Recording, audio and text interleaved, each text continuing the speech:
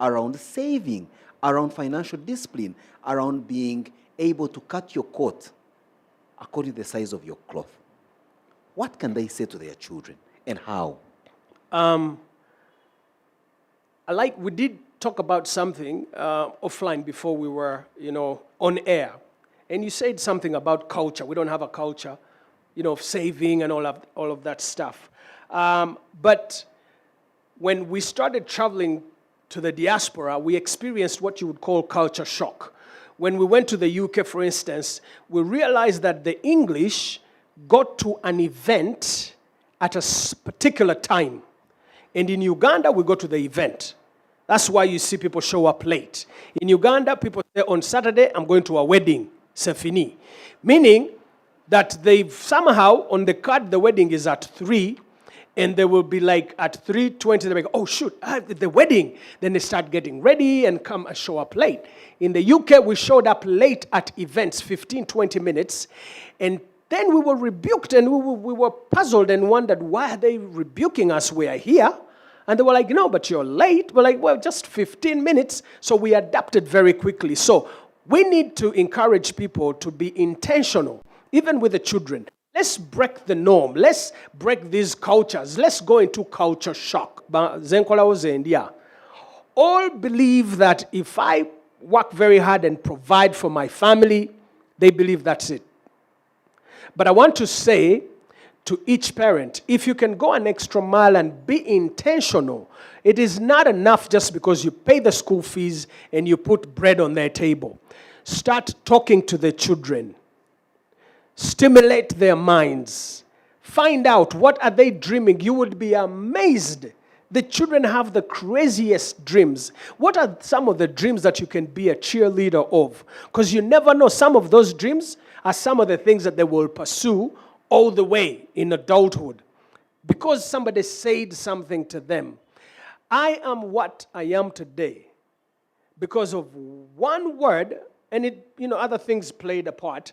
But there's one word, missionaries came here, I think it was 1984. They were a musical group. They were so cool, they played at Lugogo, 1984, I think. And one of the guys said something, and it stuck with me all my life.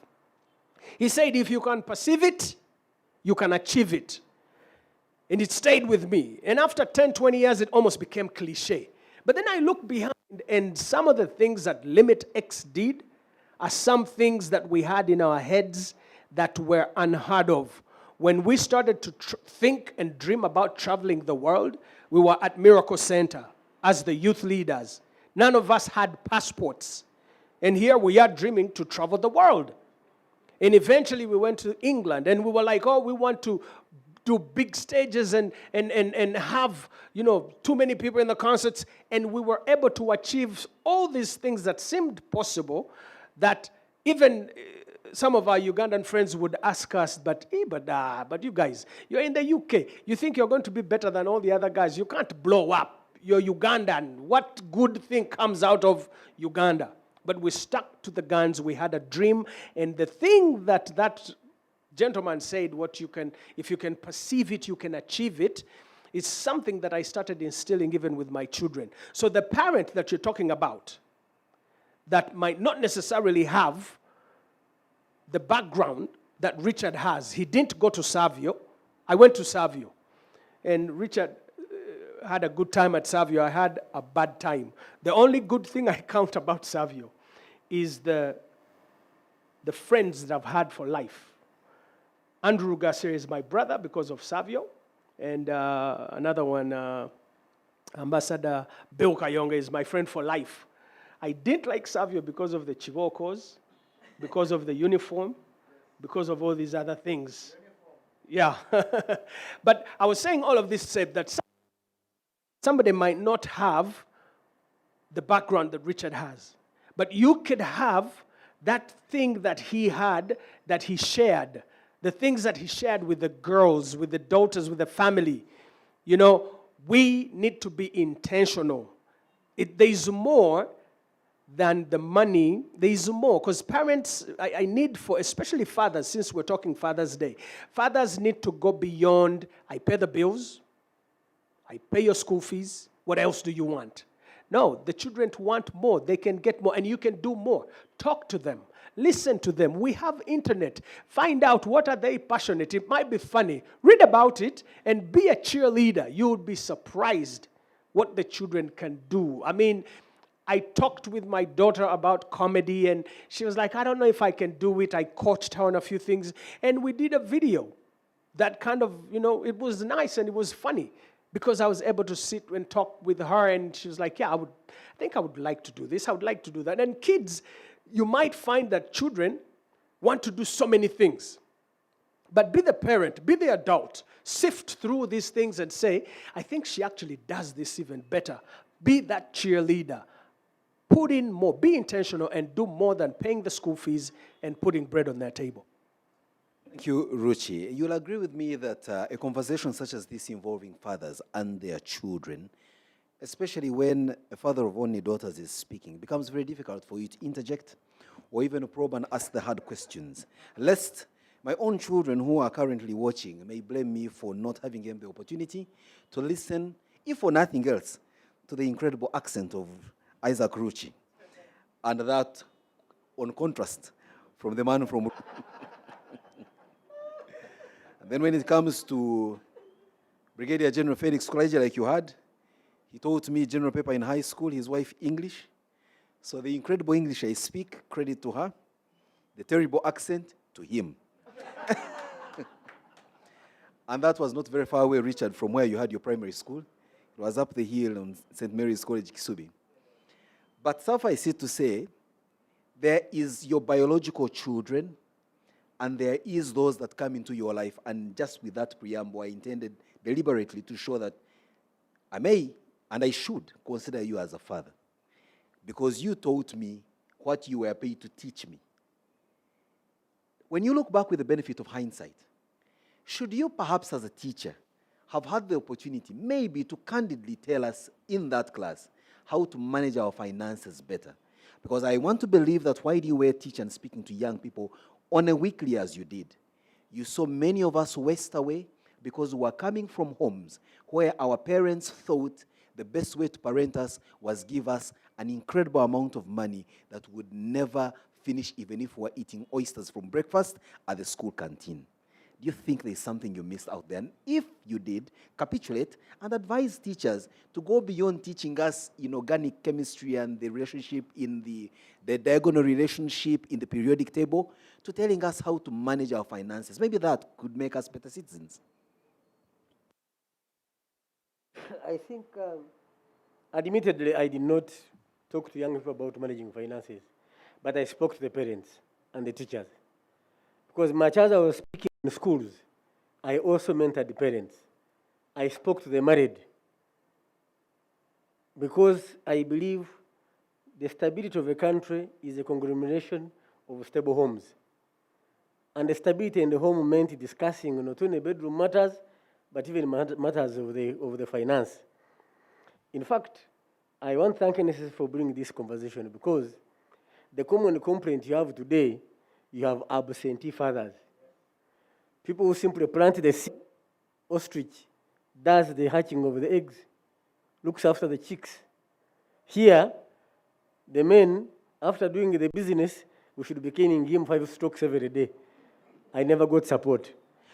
That be as it is, and sorry I will interrupt you. I will now make a direct question to you. Therefore, you as one who has spoken to children and spoken to parents and teachers, how then, in conclusion, can fathers train up their children with a culture of saving and planning for their finances?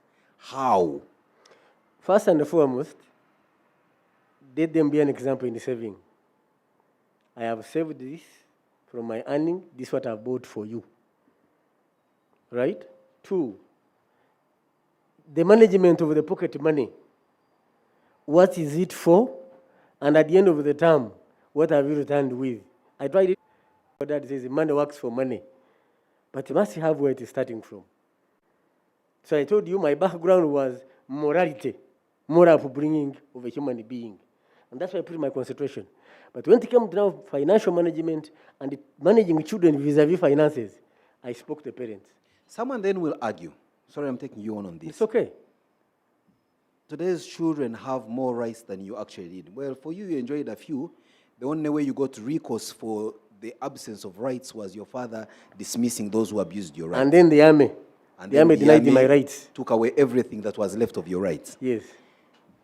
Today's children, when you ask them for accountability and they say no, the conversation possibly stops there because fathering it is to abuse their rights. Yes. How are you prepared for a 21st century child who to probe, to prod, to guide in a way that doesn't spare the road is an abuse, an affront on their rights? And yet, they have a world to face up to that will teach them the hard lessons harder than you can imagine.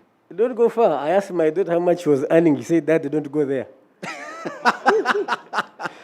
All right? My firstborn is a lawyer. She got a job with a bank.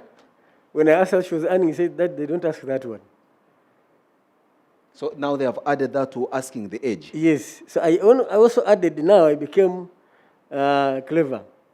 She kept on asking me what was missing at home. This, the other. After a month, I said, but tell me, you can't even buy tomatoes? I was out of town. You can't buy tomatoes from your money? Her own confession recently was, that question woke her up. How do I spend my money? Wow. So it had to take a rude awakening of that nature Yes. at an adult spot Yes. for her to wake up. And That's she's right. lucky you are here. Yes. I would not have had the same rude awakening like your daughter because by the time I started earning, my dad was not alive. Yeah. So I'll now turn to Amos here. Again, you are raising children in a culture far worlds apart from the one you were raised in. But you're deliberate about raising them. How are you handling the need to inculcate discipline in all ways, including and not limited to financial discipline, vis-a-vis the clamor for their rights? It's my right. You don't have a right to ask me, to guide me. To do so is to abuse my rights. But not talk about responsibilities. The thing is that for me as Amos, I'm learning on the job. I can't say that I had a real role model to teach me what to do. But of course, I also have mentors in different aspects of my own life. I find people who are good in business, in particular parts of business, and I have a mentor, for example, in business. Also, the families I look up to, there are people, because the thing is that all of us need to learn from someone who has walked the journey. And sometimes it's not as easy as probably we're talking about here. I have used the cane quite a lot. Recently, last week, we were talking about, we're having a family meeting. And so everyone was expressing themselves. And my daughter said, Dad, I actually loved you more when you showed that you can cane me, Wow. But, that you're actually in charge. She's a true African woman. Absolutely. She's Show like, love by the cane. yeah, she's like, Dad, yeah, that's why you see when we go to school, we have awards, we have this, that, we're doing very well in school, but we can actually tell everyone, to be honest, not just bragging here, but the reality is that everyone in their school, from the time they enter school, can tell the difference between Wekesas and many other kids. Very true. Yesterday, the teacher came, my son was doing surgery at Ruby's, and the teacher came to just see him, and his teacher just was like, Amos, you should be very glad you have a fantastic son. That's the teacher talking about that. And I said, growing up, I don't remember any teacher coming when I had a problem to come and to come and see me. But anyway, so there's been struggles with in order to achieve certain things. I give you an example. We've been having a struggle about owning a new car in the home. But one of the things that first also helped me as a person, I've talked about lifestyle. Until I owned my own house, I was paying $200 for a home I was staying in. And I was not necessarily earning very little, very bad money. I rented until very recent. My office, before I built my own offices, I was actually paying $200 on Susie House. That's what I was doing. But what I did is create an environment that does not give them certain large expectations. I remember at one time my daughter came and said, Dad, because she was going to Rainbow, she goes to Kesha International Schools, whatever, that's where they were going. And they would go for birthday parties. They go to homes where they have swimming pools and all this kind of stuff. I remember at the age of 7, my daughter came back and said, Dad, are we so poor that we can't afford what my The other friends people have? And I said, but daughter, you know that you have never lacked school fees, you've never lacked anything. But of course, I just built a home, right? They have a nice home right now when I'm 48, but they have a good home, when they actually understand the value of a home. And my daughter says that I think if you had built a home earlier, would have probably not had a home like now. But let me now give you the struggles of, a car, for example. My son, boys with machines, right? He's been riding latest bikes, model for bikes, 2020, 2021, because he's competing at a very high level. But when he started, I bought him, when he told me that I want to compete in motocross 4 years ago, I bought a 17-year-old bike. Now I have a 21-year-old car. So he's been asking me over and over again, Dad, why don't we have a brand new car? So even used the excuse of saying, I want to see my dad safe. Now, one day we're having a chat. But he has pressure from other, external pressures. So recently I was having a chat with a friend of mine. He asked me, so Amos, why don't you drive a brand new car? I said, it's not because I do not value brand new cars. I've actually thought about it. He was sitting there and listening to the conversation. So I told this guy, one day I saved up to $150,000. I walked to Toyota. I touched V8. And I realized that my ego was not strong enough to actually remove it from the bond. I went and I bought a piece of land in Entebbe next to Phase 3. Then I again saved up again. After $150,000, I walked to Toyota. But man, I could not see myself going out to the latest car because I'm from Wakaka. Certain things I have to adjust to. You know what I'm talking about? I walked out. I went and bought 100 and something acres. Now, we were looking at the values of what happened. Now, my son tells me now, Dad, I now understand where your information comes from. Sometimes we not directly have to explain. Now, lastly, we've been doing motocross. And now my children know that Dad does not put them under pressure to always be number one. But they know that Dad celebrates when they have put in their best effort. When he comes number 2 and he has not put in his best effort, he knows Dad will not clap. But when he falls down and gets up and chases and comes out number 4, I'll be the guy on the line. You follow my friend on Facebook. I'll be the guy. Recently, my son asked me, but Dad, why is it that the young one just started motocross 2 years ago? When he was coming number last, I was there cheering. And one day he asked me, Dad, but I was number last. Why are you cheering me? I said, no, you put in your efforts. You put in the best efforts. We're in German. We're going for a German national competition championship. My son sees German riders coming. They all come with 6 guys, 10 bikes. Just the house in which they sleep a car. It's about 4 million euros. These caravans. Man, my son panicked. We started having a fight. And I realized that he's just so scared of this guy. He's the only African in the whole... Esteem issues. Absolutely. We had a fight the whole night. Said, I'm not going to ride. I said, Dad, my son, you are here. These are the people you're going to compete with in offices. Now, through the fight, he tries the first race. He comes number 14. And he said, hey, Dad, I can take on these people. Then they start appreciating certain things. But there will always be conflict, especially with boys. Amos, thank you very much for that insight. Now, as we conclude this conversation, we are here with NSSF because of where we are coming from as a country and as a culture. The culture of saving is not an easy one. And if you ask me succinctly whether even I personally do save, and I think it's because, in all honesty, I didn't have these conversations absent where the means afford or earned anything that can be regarded as dignified or fulfilling. So I grew up with them about money, and I want to be very honest with you. So today, I'm here to learn, and I already have 500,000 Ugandan shillings.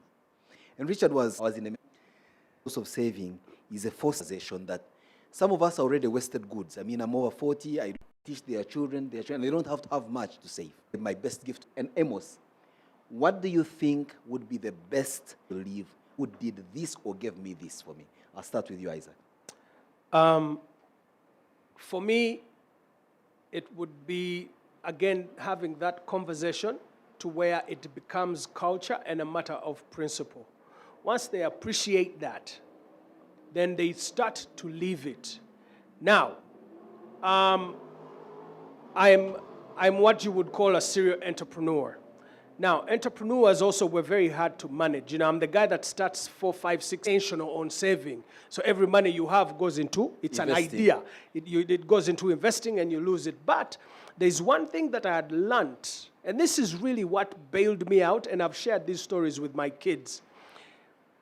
I'm in an industry that has probably suffered the most during the pandemic. The creative arts have been shut down almost for 2 years. Now, many of us, I'm on a group with UMA, Uganda Musicians Association, and I see the cries every day. Now, for almost 8 or 9 months, I did not earn a penny.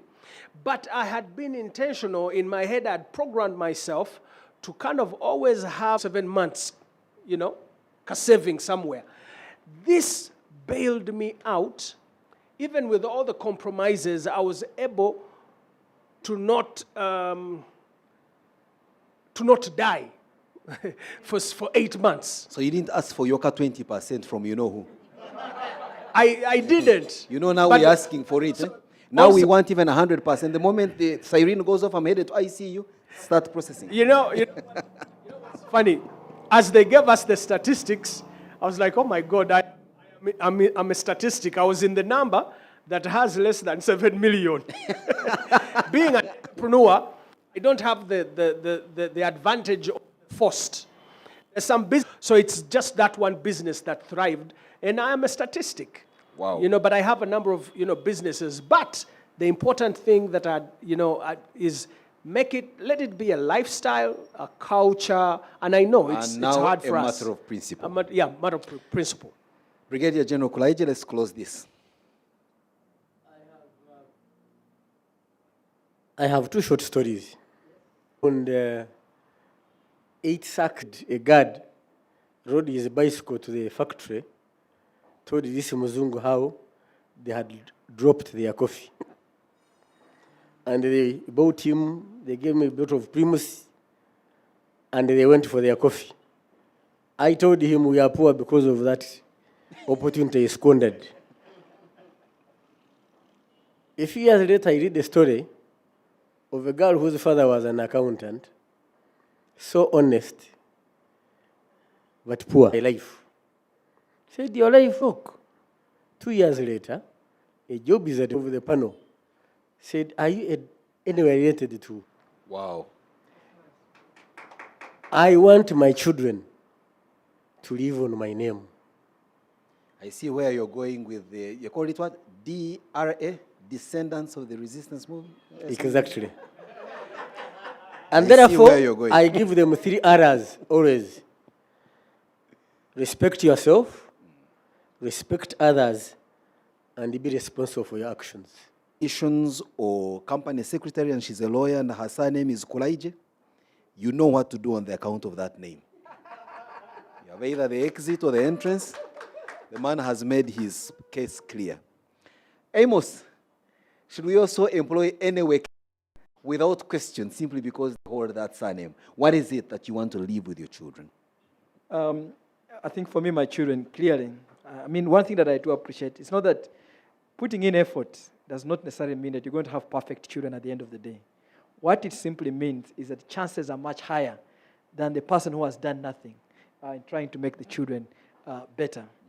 But I can tell you now that my children understand the value of hard work. My children understand the value of hard work everywhere possible. I think you'd be able to get very honest kids in terms of, character. I think you'd also have told them you don't have to be a perfect person, but also the respect for the Creator. They understand that they never created themselves, so prayer in our home is something very, very important for the guys. So, but also understanding how to manage and grow things, because we discuss quite a lot of these things. Tremendous. So, folks, we've heard it. From folks that are not necessarily the best fathers, both as panelists and myself as... The question is, how often did he change them? We've heard from people that are of modest means, according to their own, they are learning on the job. It's present, continuous. Simon, I first touched $1 million shillings as my money 2016 when I entered Parliament.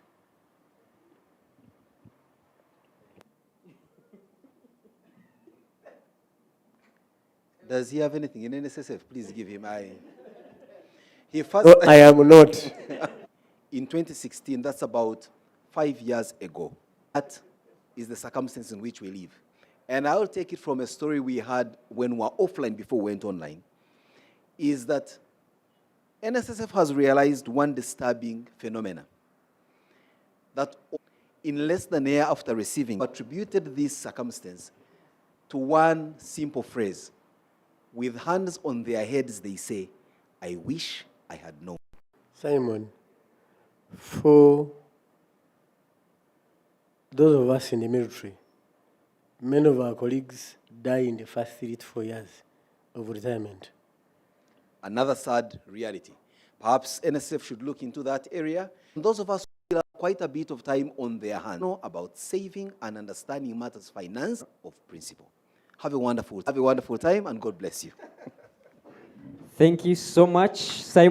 Thank you so much for, you're almost, I'm scared about my job. Head of operations to give what they have shared. Mr. Manja, kindly come give us a word of gratitude to these men, then we can have this wrapped up. A number of things we've gotten, it and pick a few things. Do you allow me to be able to use this? It's not patented. Thank you very much. A few things that, and you have money, you're a thief. That is very, firstborn is on their way. This is the right, I'll make sure that when, thank you for listening and viewing. Please always have a note and always take these notes. It's important. Fathers out there, fathers to be, men, and even boys in schools, because they're going to be fathers soon. Please take the notes. Let's change this country. Let's change the world. We'll continue having these conversations. We are committed that we will have this impact across the country. Thank you all. It's been a pleasure. Thank you so much, Frederick Mayanja. I would want to give the last opportunity to the MD if you have any last burning words. Simon here altered the dress to $1,000. Do you want to clarify further on that? Then we will have this wrapped up.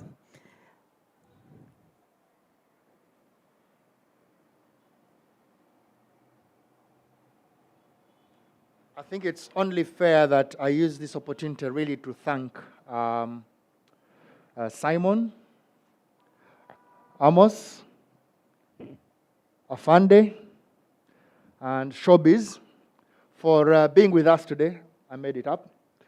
And being able to really provide this time to our members.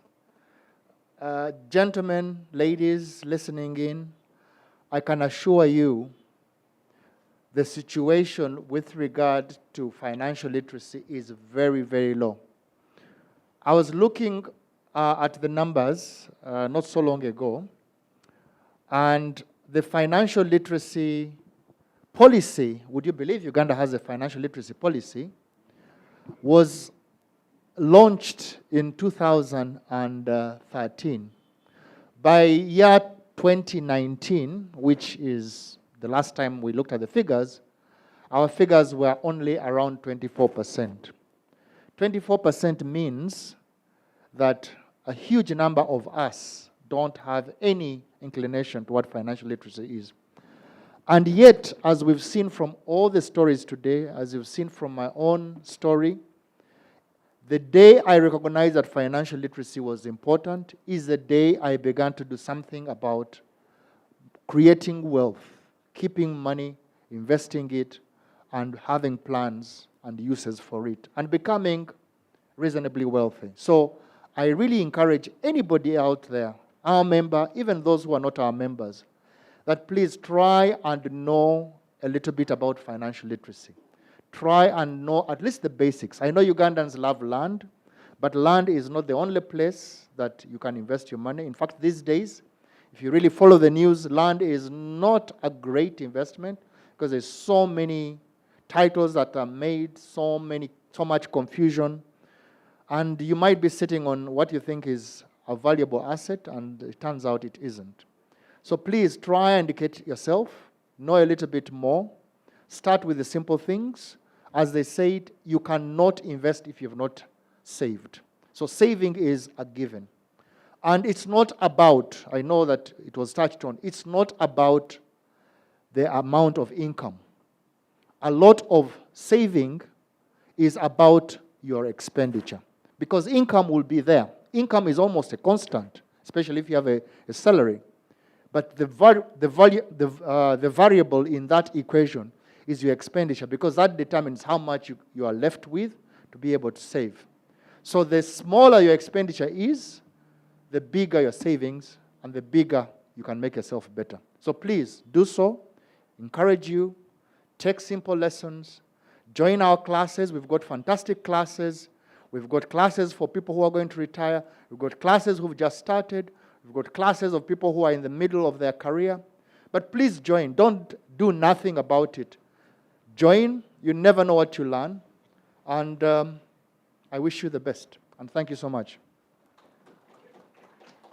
Thank you so much, Richard. We've come to the end of our program today. Happy Father's Day to all of you that have been listening in. Just a little housekeeping matter.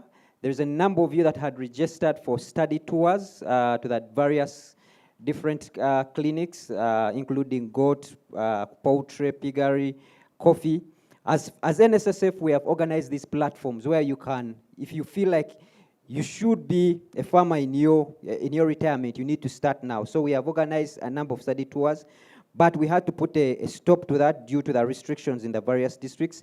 However, discussions are going to go on online on what can you do as per now while we wait for the situation to normalize. So kindly go to our financial literacy link, sign up there. You will go into a WhatsApp group and you will have the conversations in there. We have our first conversation on goat rearing. That is going to be on Saturday next week by one of the experts. We invite you. Thank you so much for taking off time. Thank you so much for always giving us your 2 hours. From us at NSSF and everyone in Financial Literacy Unit, thank you so much. We shall catch you on Tuesday 22nd when we have our monthly webinar, if all things hold up as we feel. Thank you so much.